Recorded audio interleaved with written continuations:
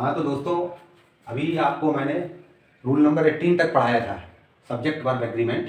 अब इसके बाद 19 से 24 तक पढ़ाने जा रहा हूँ, आप इसे समझें।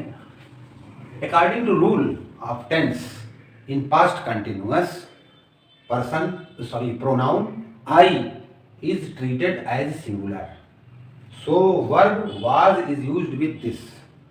जहाँ पर वो सिंगुलर होता है वहाँ पर पास्ट कंटिन्यूअस टेंस में आई के साथ वाज का यूज होता है। Example, I was going to my village yesterday.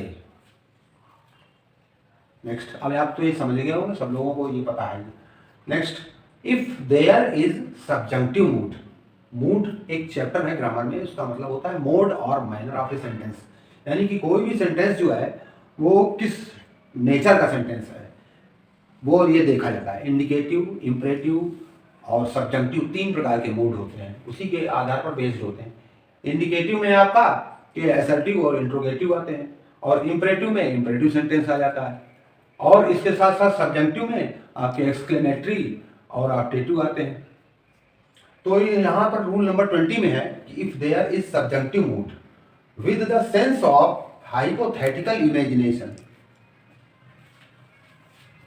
Wish plural verb were is used with I.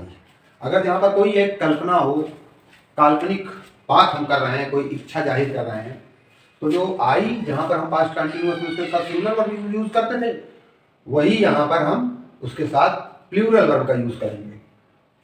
For example, oh that I were a bird, ये हो गया, ये एक विश है, हाइपोथेटिकल विश है, imagination.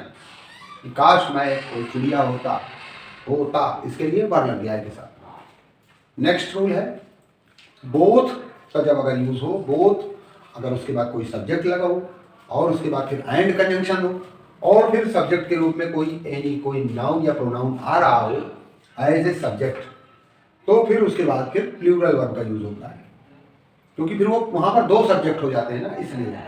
For example, both Ram and Shyam are friends. यहाँ 2 लड़के हो गए, एक राम हो गया एक श्याम हो गया, इसीलिए यहाँ पर प्लूरल वर्ब लगी है are. Okay, not only but also की बात अगर जब हम करते हैं तो यहाँ पर है कि not only but also is cumulative conjunction. ये क्यूमुलेटिव कंजंक्शन है कंपाउंड सेंटेंस बनाने के लिए, to make a compound sentence. Verb is used according to second subject. ये जो वर्ब होती है इसमें, नॉट ओनली बट आल्सो में, इसमें जो वर्ब होती है वो सेकंड सब्जेक्ट के अकॉर्डिंग यूज होती है। For example, not only the teacher but also the students are excited. यहाँ पर हमें ये देखना है कि जो स्टूडेंट्स है ये आपका सेकंड सब्जेक्ट है और वो प्लूरल है, इसीलिए यहाँ पर आर वर्ब का यूज किया गया है। रूल नंबर 23 पर अब हम ध्यान देते हैं। A number of denotes plural verb, यानी कि ए नंबर ऑफ जहाँ पर कर दिया है तो वहाँ पर प्लूरल वर्ब होगी, क्योंकि एक मास की बात वहाँ पर आ जाती है, एक बहुत बड़ी एक संख्या की बात आ जाती है, इसलिए वहाँ पर प्लूरल वर्ब होगी, और क्योंकि सब्जेक्ट वहाँ पर प्लूरल हो जाता है। For example, a number of students are absent. तमाम विद्यार्थी हैं जो कि एब्सेंट हैं, गैर हाजिर है ही नहीं। लेकिन उसके ऑन द अदर हैंड जब अगर उसके दूसरे उसमें जाते हैं हम जब, तो द नंबर ऑफ अगर कहीं लगा हो, अ नंबर ऑफ से हट करके द नंबर ऑफ लगा हो, उसका अगर कहीं यूज किया जाए तो वो डिनोट करता है, डिनोट्स सिंगुलर वर्ब। वो सिंगुलर वर्ब को डिनोट करता है, क्योंकि वहां पर बात जो है हम पार्टिकुलर वे में बात कहेंगे, और वो जो है किसी न किसी एक के को ही लेकर के कहेंगे। हाँ, तो तमाम स्टूडेंट्स, लेकिन उनमें से कोई एक के लिए ही पॉइंट आउट किया जा रहा है। For example, the number of students is increasing, मतलब कि उनकी जो संख्या है, संख्या की यहाँ पर बात हो रही है, वो एक है, सिंगुलर सेंस भी निकल रहा है, तो the number of students is increasing, वो बढ़ रहा है। तो इस तरह से द नंबर ऑफ अगर कहीं लगा है तो उसमें सिंगुलर वर्ब होगी, और अ नंबर ऑफ लगा है तो वहां पर फिर प्लूरल वर्ब हो जाएगी। आप समझ गए होंगे हमारी बात।